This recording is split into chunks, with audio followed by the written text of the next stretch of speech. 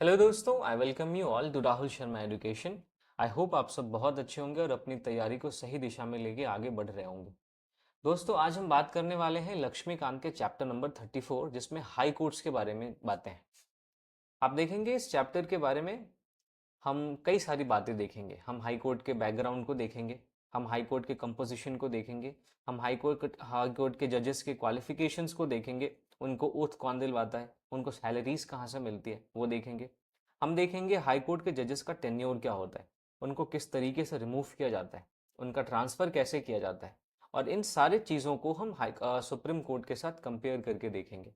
इसके बाद हम देखेंगे हाई कोर्ट के पावर्स के बारे में और हाई कोर्ट के जुरिस्डिक्शन के बारे में कि हाई कोर्ट का जुरिस्डिक्शन कहाँ तक होता है ना। इसके अलावा हम हाई कोर्ट के इंडिपेंडेंस से रिलेटेड जो भी प्रोविजन हमारे कॉन्स्टिट्यूशन में मेंशन है उनके बारे में बात करेंगे।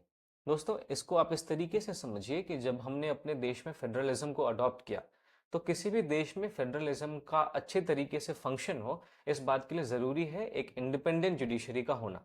और चूंकि हाई कोर्ट हमारे देश के अंदर जुडिशरी का एक बहुत सिग्निफिकेंट पार्ट है, इस वजह से इसका भी इंडिपेंडेंस होना, इसका भी इंडिपेंडेंस इंश्योर होना काफ़ी ज़रूरी होता है। तो इस वजह से हमारे कॉन्स्टिट्यूशन में कई सारे ऐसे प्रोविजंस दिए हुए हैं जो हाई कोर्ट के इंडिपेंडेंस को इंश्योर करते हैं, तो उनके बारे में हम बात करेंगे। फिर हम बात करेंगे एक्टिंग जज के बारे में और एडिशनल और रिटायर्ड जज के बारे में। ये सारे कंडीशनल जजेस होते हैं, इनको हमेशा नहीं अपॉइंट किया जाता, इनको जब ऐसी सिचुएशन अराइज हो जाती है तब जाके अपॉइंट किया जाता है। तो इन सारे छोटे छोटे सब टॉपिक्स के माध्यम से हम समझने की कोशिश करेंगे हाई कोर्ट्स के बारे में वो सारी ज़रूरी बातें जो हमारे एग्जाम पॉइंट ऑफ व्यू से इंपॉर्टेंट है।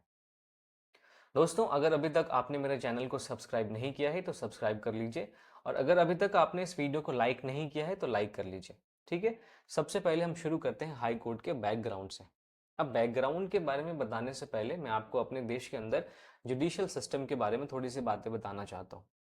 हमने अपने देश में फेडरलिज्म को अपनाया है ना।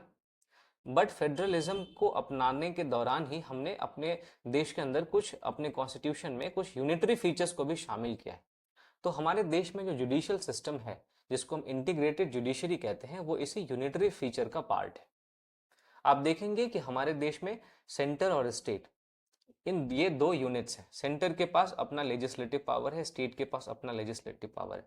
सेंटर के पास अपना एग्जीक्यूटिव पावर है, स्टेट के पास अपना एग्जीक्यूटिव पावर है। बट इन दोनों का कॉमन हम देखते हैं जुडिशियल पावर, क्योंकि हमारे देश में सेंटर और सेंटर और स्टेट के लिए अलग अलग जुडिशियल सिस्टम नहीं है, पूरे देश के लिए एक ही जुडिशियल सिस्टम है। अब ये क्यों है, इसके बारे में जब मैंने आपको salient features of Indian constitution पढ़ाया था तो वहां पे मैंने आपको काफी डिटेल में डिस्कस किया था कि क्यों हमने अपने देश के अंदर एक इंटीग्रेटेड जुडिशरी को अपनाया है। अगर आपने वो वीडियो नहीं देखी है तो आप अपने स्क्रीन के दाएं कॉर्नर पे आपको उसका लिंक दिख रहा होगा, आप उसको उस लिंक पे जाके उस वीडियो को देख सकते हैं, आपको काफी फायदा होगा, है ना। तो हमारे देश में हम बात कर रहे थे इंटीग्रेटेड जुडिशियल सिस्टम के बारे में। इंटीग्रेटेड जुडिशरी का मतलब होता है कि हमारे देश के अंदर जितने भी जुडिशियल इंस्टीट्यूशंस हैं वो सब एक दूसरे से रिलेटेड है और उनके बीच में एक हायरार्की है। वो क्या है हायरार्की, देखिए। सबसे ऊपर होता है सुप्रीम कोर्ट, ये हमारे देश के अंदर हाईएस्ट कोर्ट ऑफ अपील होता है। इसके नीचे होते हैं हाई कोर्ट्स, इसके नीचे होते हैं डिस्ट्रिक्ट कोर्ट्स और बाकी सबॉर्डिनेट कोर्ट्स, है ना। तो ये इस तरीके से हमारे देश के अंदर कोर्ट्स की हायरार्की है। तो सुप्रीम कोर्ट के नीचे जो हाई कोर्ट होता है ये किसी भी स्टेट के अंदर हाईएस्ट कोर्ट ऑफ अपील होता है ना। जहां हाई सुप्रीम कोर्ट हमारे पूरे देश में हाईएस्ट कोर्ट ऑफ अपील है, वही हाई कोर्ट किसी भी स्टेट के अंदर हाईएस्ट कोर्ट ऑफ अपील होता है। तो आज हम इसी हाई कोर्ट के बारे में बात करने वाले हैं। देखिए, सबसे पहले हाई कोर्ट को 1862 में कलकत्ता, मद्रास और बॉम्बे में स्टैब्लिश किया गया था और यहीं से हाई कोर्ट्स का ओरिजिन माना जाता है। आप देखेंगे 1866 में एक और चौथे हाई कोर्ट ऑफ इलाहाबाद, इसको भी स्टैब्लिश किया गया था। बट 1950 में जब हमारा कॉन्स्टिट्यूशन हमारे पूरे देश में लागू हो गया, उसके बाद से जो अलग अलग प्रोविंस के हाई कोर्ट्स थे उनको कॉरेस्पॉन्डिंग स्टेट के हाई कोर्ट्स के रूप में कन्वर्ट कर दिया गया। ठीक है। तो इस तरीके से आप देखेंगे कि हमारे कॉन्स्टिट्यूशन ने हर स्टेट के लिए एक एक हाई कोर्ट का प्रोविजन किया है। बट जब सेवेंथ अमेंडमेंट 1956 हुआ तो इस अमेंडमेंट ने एक थोड़ा सा चेंज कर दिया। इस अमेंडमेंट में यह बोला गया कि किसी भी दो या दो से ज्यादा स्टेट्स के लिए एक कॉमन हाई कोर्ट हो सकता है, किसी भी एक स्टेट प्लस यूटी के लिए एक कॉमन हाई कोर्ट हो सकता है।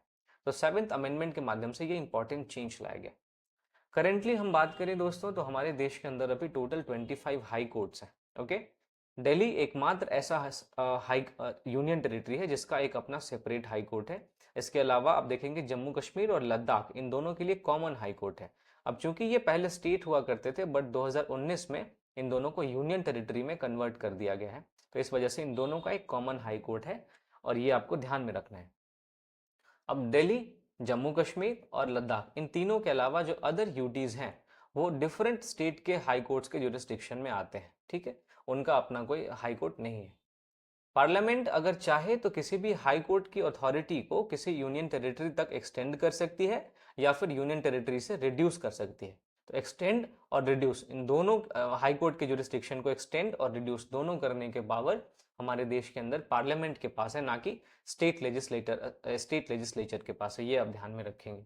तो ये कुछ बातें थी जो आपको हाई कोर्ट के बैकग्राउंड से रिलेटेड थी, आपको जाननी चाहिए। अब हम दोस्तों बात करेंगे हाई कोर्ट के कंपोजिशन के बारे में और हाई कोर्ट के अपॉइंटमेंट के बारे में। देखिए, सुप्रीम कोर्ट का कंपोजिशन आप याद कीजिए। सुप्रीम कोर्ट का क्या कंपोजिशन था? सुप्रीम कोर्ट में टोटल 34 जजेस अभी हैं। ओरिजिनली सुप्रीम कोर्ट में 8 जजेस ही थे, लेकिन टाइम टाइम पे इनको बढ़ा के 34 कर दिया गया। इन 34 जजेस में आप देखेंगे एक चीफ जस्टिस ऑफ इंडिया होता है और बाकी जो 33 होते हैं वो अदर जजेस होते हैं, है ना। बट हाई कोर्ट के केसेस में आप थोड़ा सा डिफरेंस देखेंगे। आप देखेंगे कि हाई कोर्ट में चीफ जस्टिस तो होता ही है, बट जो अदर जजेस होते हैं उनका कोई भी फिक्स नंबर नहीं होता।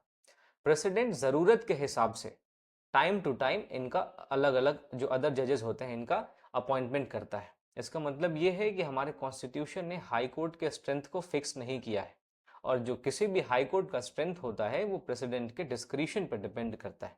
ओके, तो ये चीजें आपको ध्यान में रखनी है जो हाई कोर्ट के कंपोजिशन से रिलेटेड है। अब हम बात करते हैं हाई कोर्ट के अपॉइंटमेंट्स के बारे में। देखिए, हाई कोर्ट के जजेस का अपॉइंटमेंट प्रेसिडेंट करता है, ना कि गवर्नर। ठीक है, ये आप ध्यान में रखेंगे। हाँ, चूंकि हाई कोर्ट जो है वो स्टेट के अंदर काम करता है और स्टेट का जो डिजूरे हेड होता है वो होता है आपका governor, but governor high court के जजेस का अपॉइंटमेंट नहीं करता, प्रेसिडेंट करता है। बिकॉज हमने अपने देश में इंटीग्रेटेड जुडिशरी को अपनाया है। ठीक है, जुडिशरी स्टेट के लिए अलग और सेंटर के लिए अलग ऐसा नहीं है। तो देखिए, फिर चीफ जस्टिस जो होता है किसी भी हाई कोर्ट का उसको भी प्रेसिडेंट अपॉइंट करता है और इस अपॉइंटमेंट के लिए वो चीफ जस्टिस ऑफ इंडिया से कंसल्ट करेगा। साथ ही साथ जिस स्टेट का चीफ जस्टिस अपॉइंट होने वाला है या जिस स्टेट के हाई कोर्ट का चीफ जस्टिस अपॉइंट होने वाला है उस स्टेट के गवर्नर से भी प्रेसिडेंट चाहे तो कंसल्ट करेगा। ओके, इसके साथ साथ आपको क्या ध्यान में रखना है कि जब भी दो या दो से ज्यादा स्टेट्स के लिए कॉमन हाई कोर्ट को बनाया जाएगा, माफ कीजिए, कॉमन हाई कोर्ट होगा तो उसके चीफ जस्टिस के अपॉइंटमेंट में जो प्रेसिडेंट है वो उन सारे स्टेट्स के गवर्नर से कंसल्ट करेगा जो सारे स्टेट्स कंसर्न्ड है, यानी जिन सारे स्टेट्स के लिए कॉमन हाई कोर्ट है उन सारे स्टेट्स के गवर्नर से प्रेसिडेंट कंसल्ट करेगा। अब जजेस के अपॉइंटमेंट से रिलेटेड कुछ इंपॉर्टेंट केसेस हैं जिसके बारे में आपको ध्यान रखना है। जैसे इन इंपॉर्टेंट केसेस में सुप्रीम कोर्ट ने क्या क्या कहा ये आपके लिए जरूरी हो जाता है।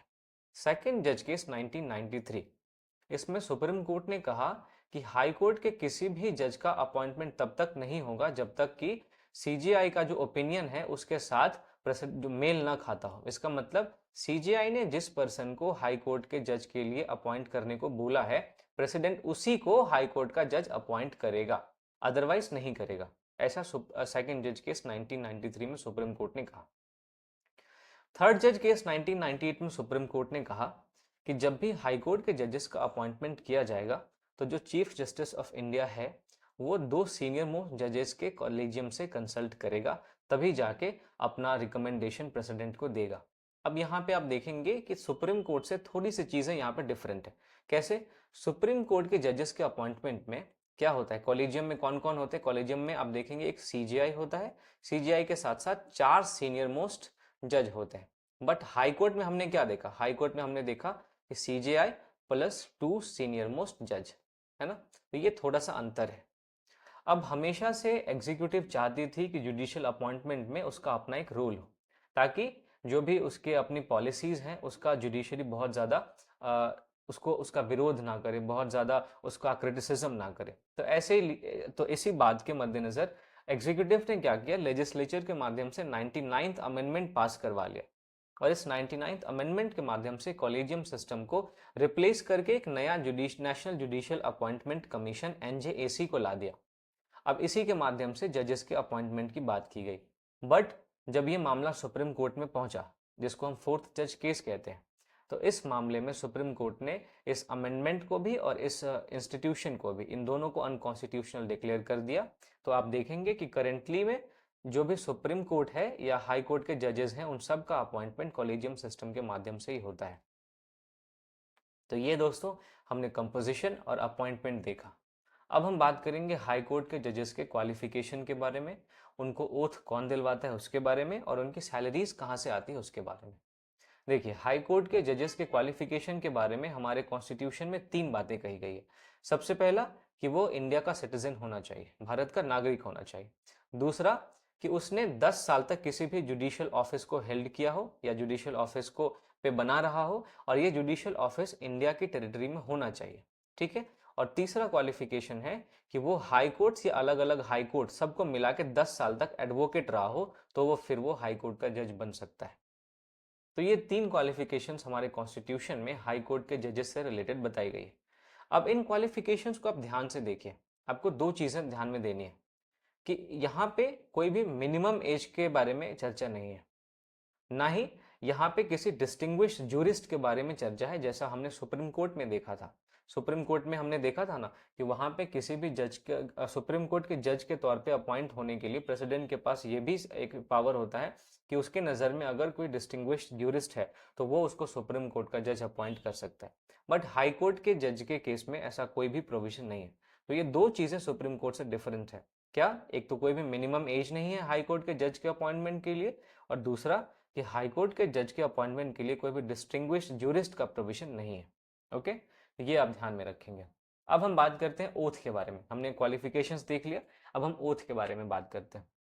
देखिए, हाई कोर्ट के किसी भी जज को जो ओथ दिलवाने का काम होता है वो गवर्नर का होता है, और अगर गवर्नर अब्सेंट है तो वो किसी दूसरे पर्सन को अपॉइंट करेगा और वो पर्सन किसी हाई कोर्ट के जज को ओथ दिलवाएगा। तो ये छोटी सी बातें थी जो आपको ध्यान में रखनी है। अब बात करिए, अगर हम सैलरीज और अलाउंस की बात करें, तो यहाँ पे ये वाला जो पॉइंट है आपको ध्यान में रखना है कि हाई कोर्ट के जजेस की सैलरी को डिटरमिन करने का काम तो पार्लियामेंट करती है, बट जो उनको पेड किया जाता है वो उस स्टेट के कंसोलिडेटेड फंड से पेड किया जाता है। यानी कि अगर बिहार राज्य के हाई कोर्ट में अगर कोई भी ए नाम का कोई भी व्यक्ति हाई कोर्ट का जज है, तो इसको कितनी सैलरी मिलेगी इस बात का डिटर्मिनेशन पार्लियामेंट के पास है। डिटर्मिनेशन करने की पावर पार्लियामेंट के पास है, बट इसको जो पैसा मिलेगा वो कंसोलिडेटेड फंड ऑफ स्टेट से मिलेगा, जिस स्टेट के हाई कोर्ट का वो जज है, यानी कि इस केस में बिहार के कंसोलिडेटेड फंड से मिलेगा। तो ये आपको ध्यान में रखना है। फिर दूसरी चीज आपको ध्यान में क्या रखनी है कि हाई कोर्ट के किसी भी जज की सैलरी को उनके अपॉइंटमेंट के बाद कम नहीं किया जा सकता, डिसएडवांटेज उसका नहीं किया जा सकता, केवल एक सिचुएशन में, केवल एक सिचुएशन को छोड़ के, फाइनेंशियल इमरजेंसी। हमारे पूरे इंडिया के कॉन्स्टिट्यूशन में एकमात्र ऐसा कंडीशन यही है, एकमात्र ऐसा सिचुएशन यही है, फाइनेंशियल इमरजेंसी, जहां पे सुप्रीम कोर्ट और हाई कोर्ट के जजेस की सैलरीज को कम किया जा सकता है। अदरवाइज एक बार वो अपॉइंट हो गए तो उसके बाद उनकी सैलरीज को, उनके अलाउंसेस को डिसएडवांटेज नहीं किया जा सकता। तीसरी चीज आपको क्या ध्यान में रखनी है कि जो भी हाई कोर्ट के जजेस होते हैं या चीफ जस्टिस होते हैं, उनको जो लास्ट मंथ की सैलरी होती है उसका 50% मंथली पेंशन के रूप में मिलता है। तो ये आप ध्यान में रखेंगे। तो ये हमने बात की दोस्तों क्वालिफिकेशन के बारे में, ओथ के बारे में और सैलरीज के बारे में। अब हम देखते हैं हाई कोर्ट के जजेस का टेन्योर कितना होता है, इनको रिमूव करने की क्या प्रोसेस है, या फिर हाई कोर्ट के जजेस का ट्रांसफर कैसे होता है ना। देखिए, हाई कोर्ट के जजेस के टेन्योर की बात करें तो हाई कॉन्स्टिट्यूशन ने हाई कोर्ट के जजेस का टेन्योर फिक्स नहीं किया है, बट कॉन्स्टिट्यूशन में कुछ प्रोविजंस हैं जो इस बारे में बात करते हैं। जैसे कोई भी हाई कोर्ट का कोई भी पर्सन 62 ईयर्स की एज तक ही किसी भी हाई कोर्ट का ऑफिस को होल्ड कर पाएगा। ठीक है।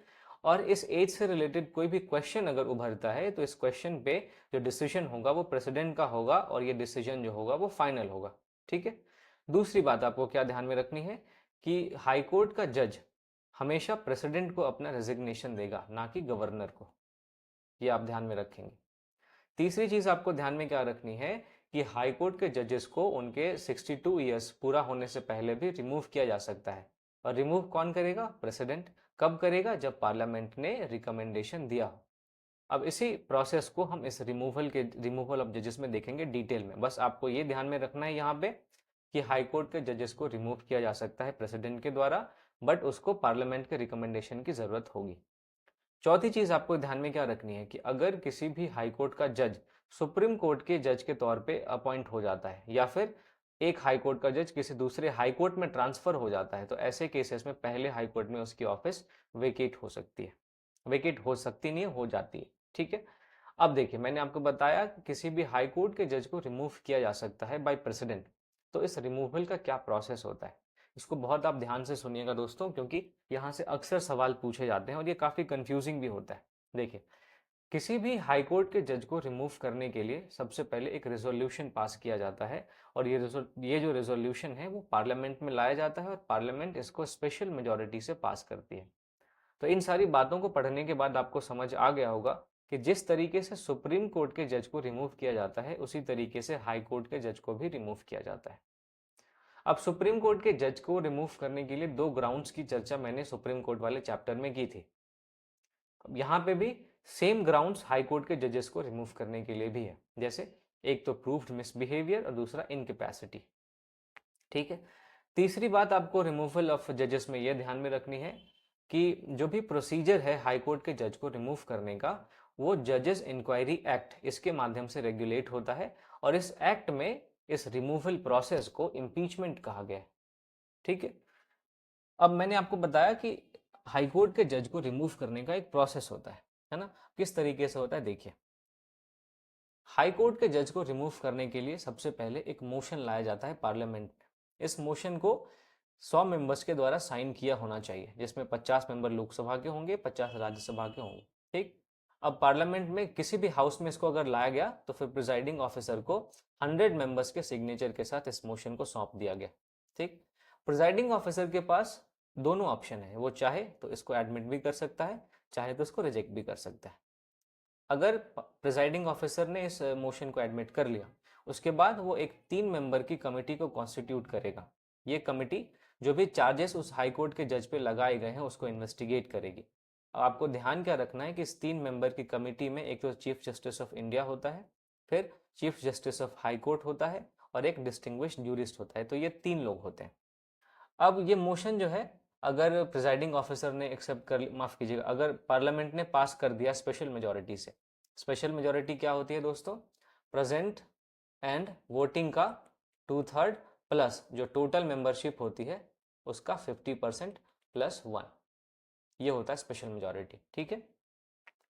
तो अगर पार्लियामेंट ने स्पेशल मेजोरिटी से उस मोशन को पास कर दिया, तो फिर वो मोशन प्रेसिडेंट को प्रेजेंट किया जाता है, और प्रेसिडेंट फाइनली एक ऑर्डर पास करेगा, और उसके बाद उस हाई कोर्ट के जज का रिमूवल हो जाता है। तो ये प्रोसेस था हाई कोर्ट के जज के रिमूवल का। अब इस प्रोसेस को देख के आपको समझ में आ गया होगा कि ये प्रोसेस बिल्कुल सुप्रीम कोर्ट की तरह है, तो इसमें कोई भी डिफरेंस नहीं है। ये तो हमने रिमूवल की बात कर ली। अब अगर हाई कोर्ट के जज को ट्रांसफर करना है एक हाई कोर्ट से दूसरे हाई कोर्ट में, तो कैसे होता है उसका प्रोसेस, इसके बारे में हम बात करते हैं। मैंने आपको बताया कि रिमूवल करने की पावर प्रेसिडेंट के पास है, तो ट्रांसफर करने की पावर भी प्रेसिडेंट के पास है। प्रेसिडेंट अगर चाहे तो किसी भी जज को एक हाई कोर्ट से दूसरे हाई कोर्ट में ट्रांसफर कर सकता है, after consulting the chief justice of India. जब तक कि वो चीफ जस्टिस ऑफ इंडिया से कंसल्ट नहीं करता, तब तक वो किसी भी हाई कोर्ट के जज को एक हाई कोर्ट से दूसरे हाई कोर्ट में ट्रांसफर नहीं कर सकता। ओके। दूसरी चीज देखिए, सुप्रीम कोर्ट ने 1977 में कहा कि जो हाई कोर्ट के जजेस का ट्रांसफर है, वो एक एक्सेप्शनल मेजर के तौर पे यूज किया जाना चाहिए, और ये तभी यूज किया जाना चाहिए जब वो पब्लिक इंटरेस्ट में हो। इसको पनिशमेंट के तौर पे नहीं यूज किया जाना चाहिए। आप देखेंगे कि इस दौरान काफी सारे हाई कोर्ट्स के जजेस का ट्रांसफर एक हाई कोर्ट से दूसरे हाई कोर्ट में किया गया था, और कुछ तो ऐसे भी जजेस थे जिनको पनिश करने के लिए एक हाई कोर्ट से दूसरे हाई कोर्ट में ट्रांसफर किया गया। तो सुप्रीम कोर्ट ने 1977 के अपने डिसीजन में यही कहा कि आप एक्सेप्शनल मेजर के तौर पे हाई कोर्ट के जजेस का ट्रांसफर करिए, और ये पब्लिक इंटरेस्ट में हो तभी करिए, इसको पनिशमेंट के तौर पे मत करिए। ठीक है। तीसरी चीज देखिए, तीसरी चीज सुप्रीम कोर्ट ने 1994 में एक बार फिर से ये कहा कि अगर हाई कोर्ट के किसी माफ कीजिएगा, अगर हाई कोर्ट के किसी जज का ट्रांसफर किया जाता है तो ये जुडिशियल रिव्यू के तहत आएगा, यानी इसकी जांच जुडिशरी कर पाएगी कि हाई कोर्ट के जजेस का ट्रांसफर सही किया गया है या नहीं किया गया है, कहीं उसको पनिश करने के लिए तो नहीं किया गया है ना। तो इन सारी बातों की जांच करने की जो शक्ति होती है उसी को जुडिशियल रिव्यू कहते हैं, और जुडिशियल रिव्यू का सब्जेक्ट है transfer of high court of जजेस, ट्रांसफर ऑफ हाई कोर्ट जजेस। ठीक है। थर्ड जज केस 1998 में सुप्रीम कोर्ट ने कहा सॉरी, कि जब भी हाई कोर्ट के किसी जज का ट्रांसफर होगा तो जो चीफ जस्टिस ऑफ इंडिया है वो 4 सीनियर मोस्ट जज के कॉलेजियम से कंसल्ट करेगा, तभी जाके वो अपना रिकमेंडेशन प्रेसिडेंट को देगा कि ट्रांसफर करे। इसके साथ साथ जो सुप्रीम जो सीजेआई है वो 2 chief justice of high court से भी कंसल्ट करेगा। अब ये chief justice of 2 high court का मतलब क्या है? एक तो कि अगर किसी जज का मान लीजिए ट्रांसफर होता है, ये है एक हाई कोर्ट ए, हाई कोर्ट बी, तो हाई कोर्ट ए से अगर किसी जज का ट्रांसफर हाई कोर्ट बी में होता है तो हाई कोर्ट ए के भी चीफ जस्टिस से और हाई कोर्ट बी के भी चीफ जस्टिस से, इन दोनों चीफ जस्टिस से कंसल्ट करेगा कौन? सीजेआई। इसके साथ साथ 4 सीनियर मोस्ट जज से भी कंसल्ट करेगा सीजेआई, तभी जाके वो अपना रिकमेंडेशन प्रेसिडेंट को देगा कि वो किसी भी हाई कोर्ट के जज को ट्रांसफर करे। तो ये चीज आपको ध्यान में रखनी है। तो ये दोस्तों टेन्योर, हमने टेन्योर देखा, हमने रिमूवल का प्रोसेस देखा, हमने ट्रांसफर का प्रोसेस देखा। इस लेक्चर को आज हम यहीं पे रोकते हैं, क्योंकि वरना ये जो लेक्चर है काफ़ी बड़ा हो जाएगा और आपके लिए भी हेक्टिक हो जाएगा, बिकॉज अभी तक हमने काफ़ी सारे कॉन्सेप्ट्स को डिस्कस किया। तो इस कॉन्सेप्ट को आप बार बार सुने, बार बार इस पीडीएफ को पढ़ें, जिसका लिंक आपको टेलीग्राम, मेरे टेलीग्राम चैनल का जो लिंक है वो आपको डिस्क्रिप्शन में मिल जाएगा, वहां से जाके आप इस पीडीएफ को डाउनलोड करें और इसको बार बार पढ़ें। बहुत ही जल्दी इससे आगे की जो चीज़ें हैं उसको मैं कवर करूंगा, उसके साथ मैं ये हाई कोर्ट का चैप्टर बहुत जल्दी फिनिश कर दूंगा, है ना। तो आप मेरे साथ जुड़े रहिए। और दोस्तों एक बार फिर से मैं आपको याद दिला दूं, अगर अभी तक आपने मेरे चैनल को सब्सक्राइब नहीं किया है तो सब्सक्राइब कर लीजिए, और वीडियो को लाइक नहीं किया है तो लाइक कर दीजिए। दोस्तों मिलता हूं बहुत ही जल्दी इससे आगे के कंटेंट के साथ, तब तक के लिए थैंक यू फॉर वॉचिंग।